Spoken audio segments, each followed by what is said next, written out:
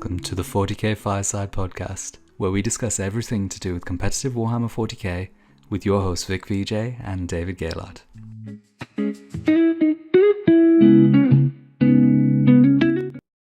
Yo ho ho, what is up? What is up? Guys, I hope you've been doing really well. I have some really exciting news to announce. You may have heard it if you're a regular watcher or a regular listener. Yesterday, I dropped the 40kfireside.com website. That's right. If you're a listener as well, you know that I've been doing an AI startup for a while. Well, I've pivoted out of that and I'm trying to go completely full-time making Warhammer 40k content. And the largest part of that is going to be investing in the 40kfireside.com website. This is it in its absolute infancy. Just launched a few days ago. One of the biggest things you can do is if you're one of the hundreds of people that have purchased either of my two previous masterclasses, you kind of know that it was a bit of a hassle. You had to pay through PayPal and then you had to wait for me to send it to you and stuff like that. Well, no longer anymore. You can come to our website, look at our latest courses. I've just dropped the list building algorithm. Here you go, list building algorithm. Best advice for how to start building your lists, whether it's tweaking a meta list for your environment or building something from scratch. This covers everything with a pragmatic framework that you can use step by step. There we go. So you can purchase this on the website, completely self-service. Then there'll be a button that will come up, say your courses, and you can watch it in the browser. And we've already had a ton of people use it already. I'm super excited. This is a massive passion project for me, and I guess in a lot of respect, it's my full-time job now. I'm working on a couple of other 40k ideas as well that I am extremely passionate about, but I'm feeling great. I'm really happy that I've chosen the decision to do something in Warhammer. It's such a fun community to work in, and obviously I'm really passionate and love it.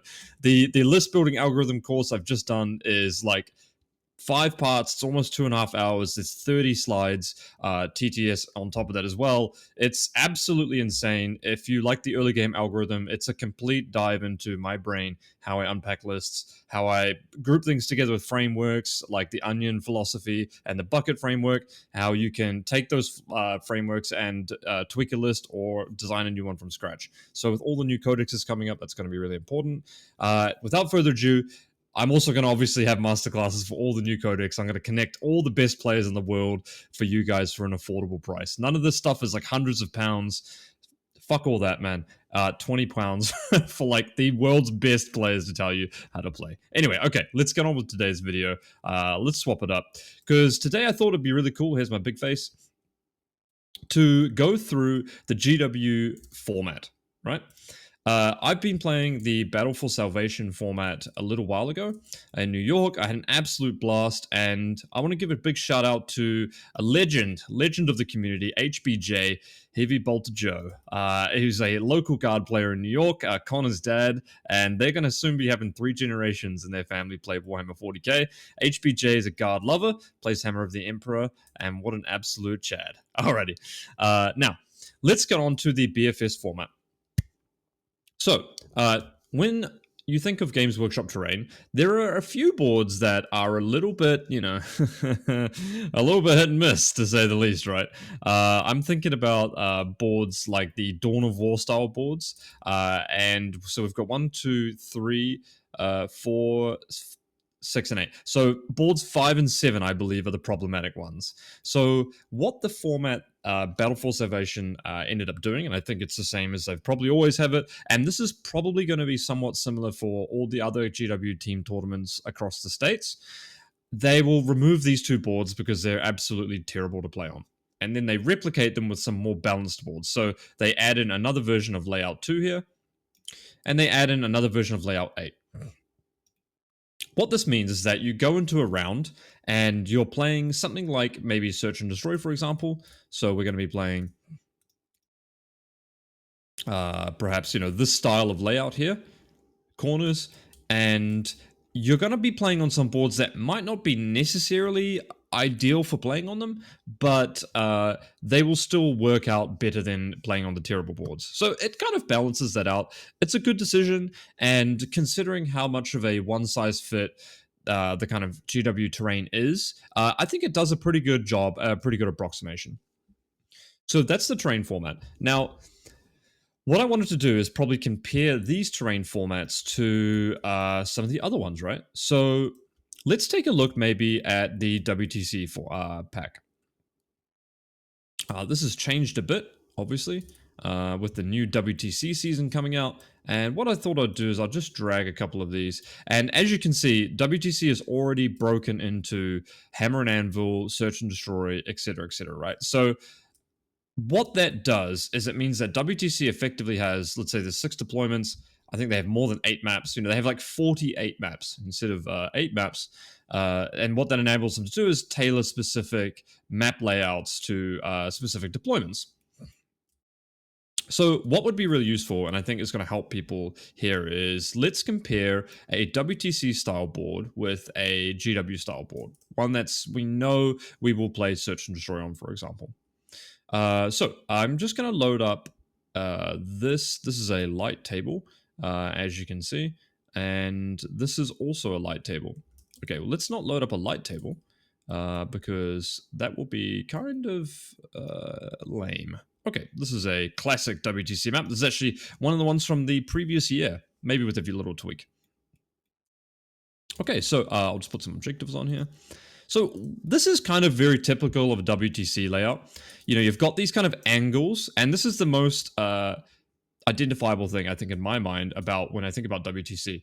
A lot of things are done at these like 30% angles, for example, right? And then like this angle here and stuff like that. Whereas a lot of the Games Workshop terrain, and particularly UKTC, is like very hard, perpendicular. Once you pass this point, you can see like 180-degree angle, whereas on WTC it's much more of like a curve, right? If you move along this axis here, you're seeing like more and more of this, so that when you move here, you see this. Whereas UKTC, as soon as you draw past a point, maybe past this point, like here, for example, you'd be able to see an enormous part. So what that does for WTC is that you got to be a little bit closer to shoot people. Then on WTC, these staging ruins are significantly closer to an expansion objective. Like, for example, here, you've got this ruin is approximately 6 inches. So if you've got a Space Marine, you can basically just walk out and touch your opponent's expansion objective. So that's pretty typical of WTC. You can just walk out onto people's expansion objectives and stage very close to them. I think that's definitely a reason why Guard is a lot less popular on WTC and performs a lot worse there as well, because of the distance that the staging ruins are to your opposing objectives. And in my experience, it doesn't really matter if you're playing light table or a heavy table. The staging expansion distance is pretty similar. However, the objectives are in the open. Okay, cool. So that's kind of that's the biggest difference, I would say. All in all, I think the BFS terrain format did a good job. And so I thought what I would do is let's go through this and look at some key takeaways here. First of all, why don't we go through and look at grouping some of these maps together? Okay, so this is just how I do it in my head right now. I've got kind of heavy board here. Heavy. Apologies for my computer writing right there. Table 8 is pretty heavy. And then we've got some light tables, and these were typically tables that you would put your first Gunline Defender down on. And then we've got medium over here, which is a bit of everything. But, I wouldn't say GW terrain is on the heavy side for general. In fact, one improvement I would love to see for Games Workshop terrain is that the medium boards are a lot more medium, because the light boards are pretty open. So layout 1 is pretty open. Layout 2 is very open. I mean, it's completely open. And I think from recollection, layout 4 is extremely open as well. Layout 4 is pretty open, and layout 3 is pretty similar. I would say that this table is open here. I mean, this table is Search and Destroy, as I'll show you, is literally completely in the open. And I think Crucible's in the open as well. These two tables are kind of the mediumer, more medium tables. However, the vast majority of the objective, where you spawn it across here, is basically in the open as well. It's basically like a one little tiny sliver you can hold it. And this table here, this is 6, is relatively similar. This is actually pretty hard to shoot, but it's very, very open overall. Like, you can shoot from objective to objective. Okay, so that's kind of your I would say, I would put these guys on I would even put these like over here. If you want to think about how heavy tables are, you've kind of got a bunch of really light ones, and then you've got a bunch of medium ones, which are still shooting orientated. And in the BFS pack, you have 2 lots of 8 layout. So these boards are really heavy. This board, for example, I'll load it up. Oh, I don't know if it's going to delete these cards if I load it up. Oh, it didn't. Awesome. This table right here, for example, is extremely heavy. You can imagine playing Tipping Point. It's very hard to shoot through this area. And it's very hard to shoot onto your opponent's expansion if you want to shoot here, for example. Let me load in a Ultramarines. Ultra. BFS Ultra. Hell yeah. Awesome list. So what this ends up doing is, to actually shoot onto your opponent's objective here, you need to move to here first, and then, move across to here.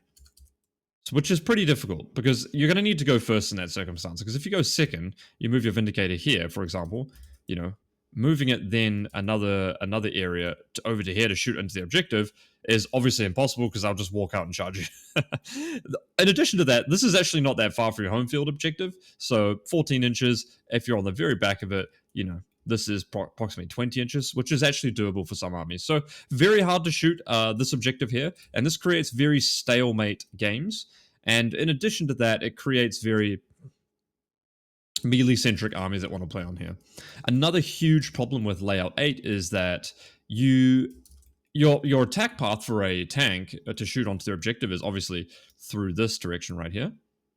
Or you can maybe go all the way up through here, right?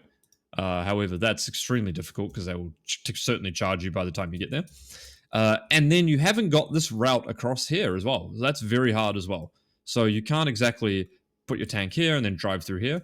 And your rapid ingress options are really only right here, which usually they're against this wall or somewhere here. So you're 9 inches away there. And so you really kind of have to rapid ingress here, advance and shoot into here. So as you can see, for shooting armies layout 8, very, very tough if your opponent plays it right, despite whether or not you put things in rapid ingress. And I would give you a little tip. If you are playing a shooting army on layout 8, I would probably start most of it on the board, actually. Maybe nothing in reserve, because you can start stuff down here, you can start stuff down here, you can even start stuff like here. It's pretty hard to shoot all the way through the middle here, apart from this little angle right here. But if you're a very strong shooting army, you might be okay with getting shot turn 1. Obviously, you can deploy here, and then maybe touch this terrain plate, and then shoot out through here as well. So that's layout 8. Super dense, I would say very drawish. So I'd put like a, it's like a classic 10-10 if you're just like, if your opponent doesn't want to engage with you, doesn't want to leave their deployment zone, doesn't want to play the game, there's not a huge lot you could do about that. Okay, so let's say you're a team and you're thinking, okay, what kind of overall composition do I want to have? It should be a very typical decision you're trying to make. I would say err on the side of shooting armies. That's the conclusion I came to when I came to play these maps. Let's again look at one of the medium boards. So let's look at table 3. And we're going to go search and destroy on this one. As you can see, search and destroy is literally entirely in the open. You can shoot from one objective marker to another objective marker. This is not good Warhammer design in terms of... This is not how to design competitive games of Warhammer, I don't think, but it is what it is. And then if we look at the Crucible of Battle, this is entirely in the open as well. You need to touch this terrain plate. If you're holding this objective, it's very hard for your opponent to stage into this ruin, obviously, because they can basically only stage something here, at which point you can simply move and then shoot them here. So if they wanted to stage, maybe some JPIs here, they would go like that. And since you're naturally trying to hold this expansion, your Ballista's Dreadnought or something is probably going to be here anyway. It's quite trivial for you to literally just move and shoot them regardless, right? And then at the same time, you can shoot downwind as well. So extremely shooting orientated board, this one. This was layout 3, right? Yeah, I mean, no, sorry, this wasn't layout 3. This was... Sorry, I get a little bit confused on the layout sometimes. Maybe that was layout 3, sorry. Yeah, sorry, I'm just trying to visualize in my head. Layout... Yes, okay, yeah. Sorry, apologies, guys. I'm just going to click load layout 3 again, just to double check. Yes, that is layout 3. Right, awesome. So that's the medium board, which I'm now going to say is definitely on the lighter side, as you can see. Let's look at another board here, layout 4. Okay, layout 4. Crucible, a battle, and search and destroy are probably going to be the primary missions which you'll play. I actually played this layout versus Nassim Fouchain, and it was pretty open as well, I would say. Shooting from deployment zone to deployment zone on tipping point. As you can see, search and destroy, a little bit more closed. Okay, you can hold these behind, but at the same time, it's not exactly difficult to move your unit and be on this terrain plate. For example, let's say I wanted to hide a Vindicator and also shoot you. Devastated Doctrine, I can move a whopping 9 inches plus d6. So this is a 3-inch advance right here, and you can shoot onto their entire deployment zone. You don't even need to roll that. Even with a normal move, you'll be able to see into this ruin, basically, unless they have one little guy right here. Awesome. So this one's pretty open as well, but I would certainly say it's less open overall. And then let's look at the last of the heavy maps here. This one here is a little bit unique. For Crucible, it's very open. Well, in a manner of speaking. But for Search and Destroy, it's a little bit different. So, I don't actually know if this is one of the board designs we are supposed to be able to play. Yes, now I remember. The main part about this board right here is that if you're shooting, you can basically, the objectives are a little bit more closed. Okay, sure. But being able to shoot from deployment zone to deployment zone is very simple.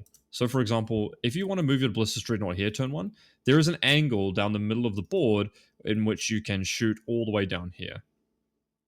I want to say there is. Or you just simply have to get past this point right here, which is quite trivial, and you can shoot into their deployment zone. Then, in addition to that, you can obviously shoot down their deployment zone this way. And if you step onto the terrain plate, which is rather trivial, obviously, you can, in addition, shoot into their deployment zone this way. So they can't really deploy in here if you're a strong shooting army. And not to mention the fact that if you deploy here, you can shoot down here as well. So this part is kind of like a kill zone. Obviously, they can't deploy something here. So they're kind of relegated to deploying into kind of like this area. I'll mark it in red really quick. This area right here. Obviously, they're backfield, but what are they accomplishing if they deploy everything in their home field ruin? This little space, like right here, as well. So you can deploy your army here, here, or back here. So you can imagine you don't get a lot of board presence because what you want to try and do is get to over here, obviously. So your safe parts where you can deploy can be shot against on turn 1. So if you're going to put like a Rhino here or a vehicle here, it's quite coin flippy if you can get there on turn 1. I would say this is probably on the... I would say it's lighter than the previous board simply because the shooting angles on turn 1 are a bit better. Okay, then you've got these other boards here, which are, for the most part, completely in the open. It can depend a little bit on what mission map you're playing. Let me just get rid of this writing here. Search and Destroy obviously is completely in the open for this board. Sorry, Crucible of Battle is.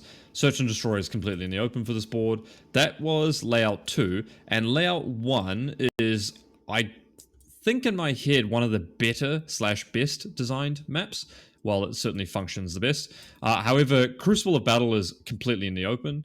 And Search and Destroy does have this sliver that you can hold your objective. So you can hold it a little bit just like that behind the wall.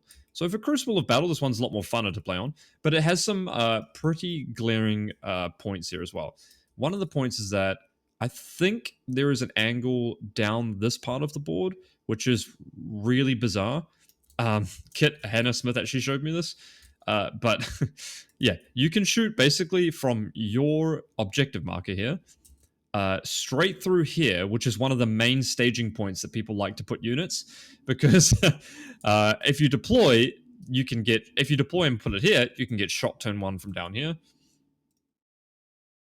Right down here. And then you can get shot. So this area is quite actually hard to deploy into, which is a shame because it's the main way which you're going to access, this part of the board, right? you want to deploy stuff here so that you can threaten your opponent's expansion, right? Then you've got kind of this funky angle, which doesn't really come up that much. The fact that you can shoot kind of depth zone to depth zone. And then if you're a shooting army playing against an army that's not as good at shooting as you, well, then you've got this fantastic play, which you can deploy on the line because you don't care if you get shot back. And then you've got a Devastator Doctrine move of the 4+, can basically see into this ruin here. So one really good tactic, and I'll tell you guys now to do, is if you're playing this board and you're playing a shooting army and you go first, stage all your units, like right here, for example, so that you can just move beyond their point and then shoot into their staging ruin. I teach this a lot in my courses. And then the next best shooting angle is actually if you make it so they can't deploy in here by having a unit here, you can actually just push down this angle and you can pincer people like this, for example. So I'll just use some Ballistic Dreadnoughts here as an example. It's kind of like if you, I don't know if the listener, if you're listening, you played Counter-Strike, but it's kind of like the AWP. AWP is the big sniper rifle that you can one-shot players with. It's kind of like AWPing someone like through some of these matches. If you think about it, we've got a Reaper here. Well, this is any profile tank can shoot to clear this area. This can always move here to clear this area and be on the objective here. And then this one here is going to move because you've squeezed your opponent out of being in here. You can shoot down here. So your angle for really being alive on this board and not trying to be shot with an important unit is kind of like this area, like this area right here, I suppose. Pretty rough. And then that's kind of it. Otherwise, if you're back here. But problem is if you're back here in your deployment zone, you can't really get to this part very easily. So something to consider on the boards. Okay, so let's look at our team comp that we played at Battle for Salvation and think about some ways that potentially we could improve that. BFS.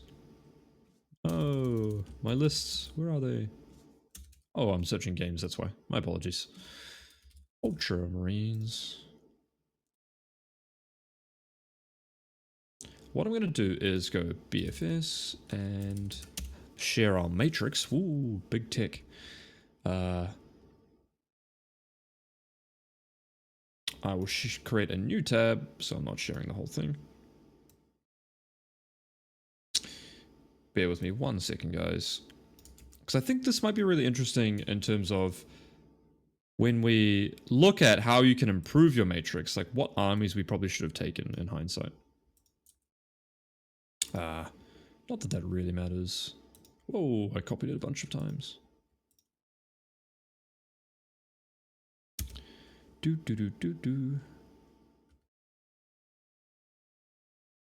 me 1 second and the spreadsheet will be live.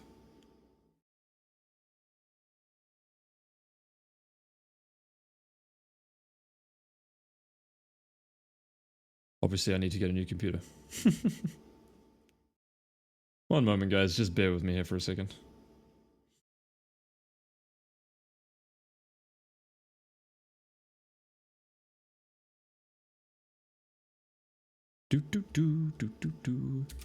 BFS matrix.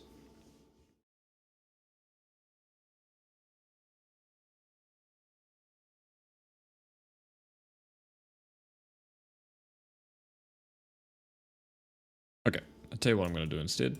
I'm going to create the armies right here in TTS so we can have a look at it there.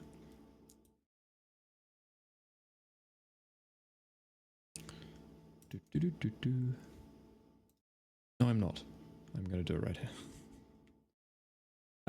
Of course, when you do stuff live, you know, it always messes up a little bit. Give me 1 second. I'm going to share a different screen.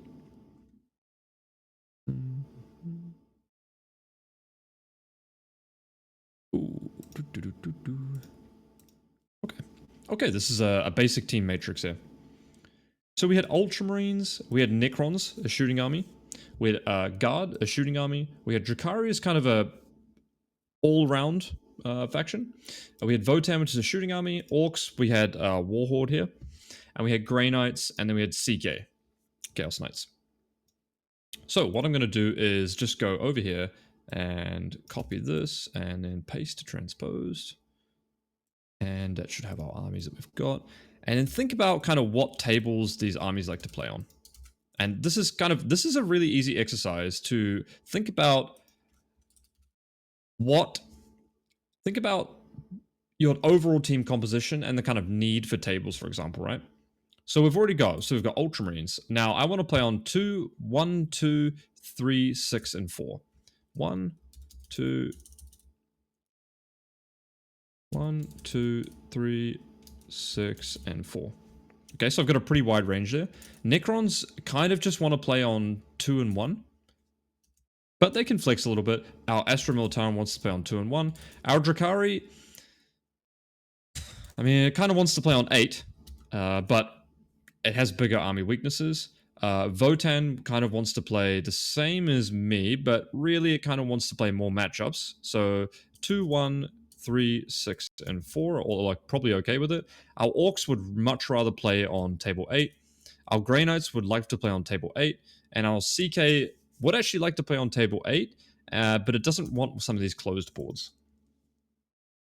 So you'll kind of notice here that we've got a pretty big dependency across like a couple of tables. It's like 1 and 2 has a big bottleneck, I would say. 1 and 2. Table 8 has a bottleneck. And we haven't got much that plays into 3, 6, and 4.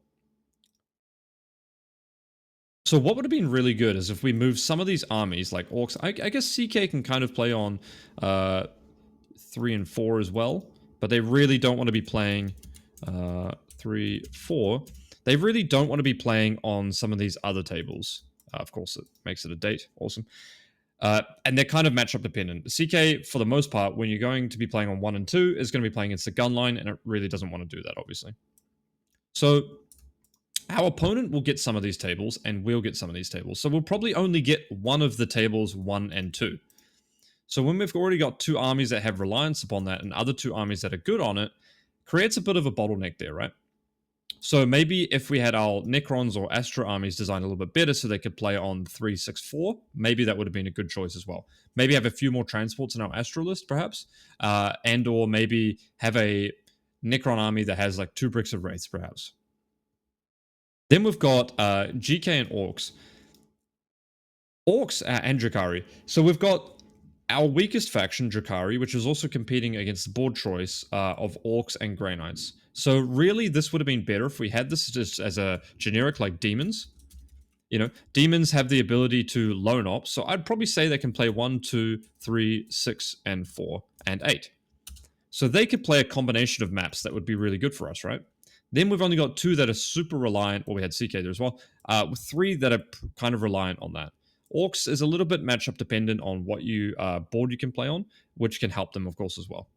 But typically, you can see if of the map pool, 6 out of the 8 boards are very shooting orientated, then an army like Orcs with a big footprint can kind of struggle in that sense, right?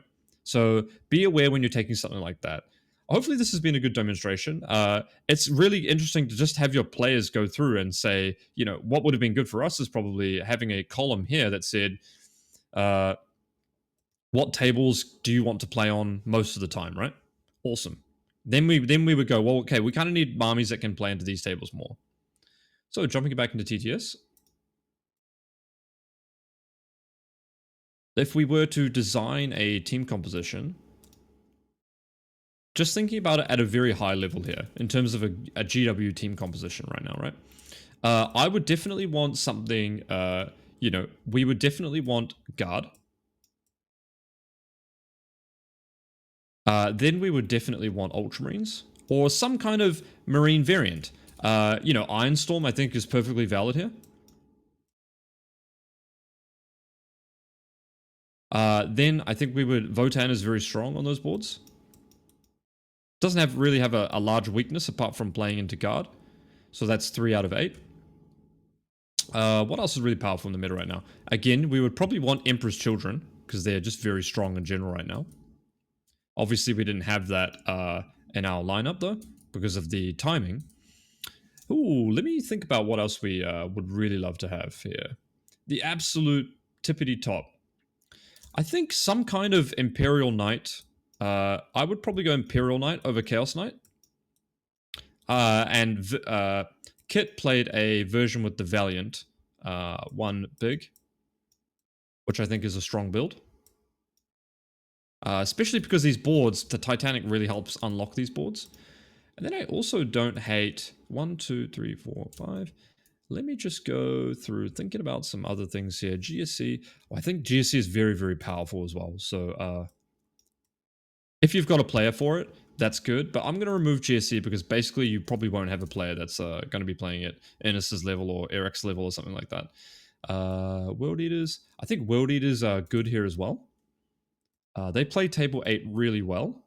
And I've always said World Eaters kind of have this ability to push a differential if you need. So they're always a good team army, I think. Just in my head. I don't think Tyranids work out very well in these matchups. Then we definitely want some sort of CSM. And this could even be a shooting variant, right?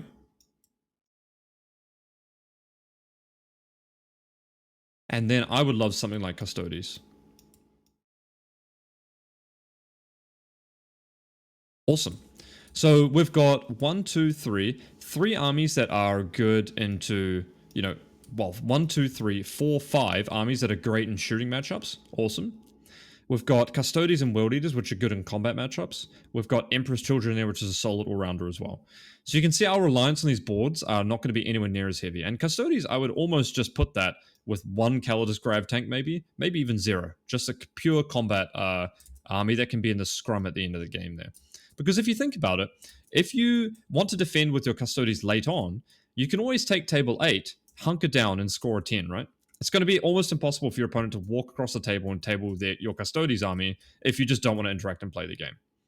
So, cool. That way, we've kind of taken the tables that we've got available and we've given them a kind of role there, right? So, like, if we want the light tables, Guard, Votan, and then we've got, Ultramarines here. Emperor's Children is pretty fast, so as long as it can get some good mid-board staging, it's probably happy. We've got Imperial Knights on a light board here. That's awesome. Another shooting table on a light table here. And then we've got layout 8 for our Custodes and World Eaters, ideally. And then Emperor's Children could maybe play on a map that is closed, like we talked about, but has decent staging points into your opponent. Like they can stage here, hit your opponent's objective continuously, try and hunker down here as well. Awesome. There you go. That's a way that you can kind of think about the Games Workshop terrain format and introduce that thinking of what table layouts do I really want to play on and what is my overall team composition going to look like, particularly because these boards are significantly more open and shooting deployment zone to deployment zone is very much a thing. So if you've got long range shooting, even better in that case. That's why Guard and I think Ultramarines are extremely powerful in these types of formats because they have long range, powerful shooting. Awesome. There you go, guys. Hopefully this has been good. Once again, I would encourage you. We are almost at 5K subscribers as well on the channel. So I think we need like 70 subscribers or something like that. So if you're not subscribed, I don't know what the fuck you're doing at this point. So subscribe, like, comment. Let me know what you think about the GW terrain format. What's your experience been? Maybe how it's been different from WTC. And check out the 40K Fireside website down below. Thanks, guys. Have a good one.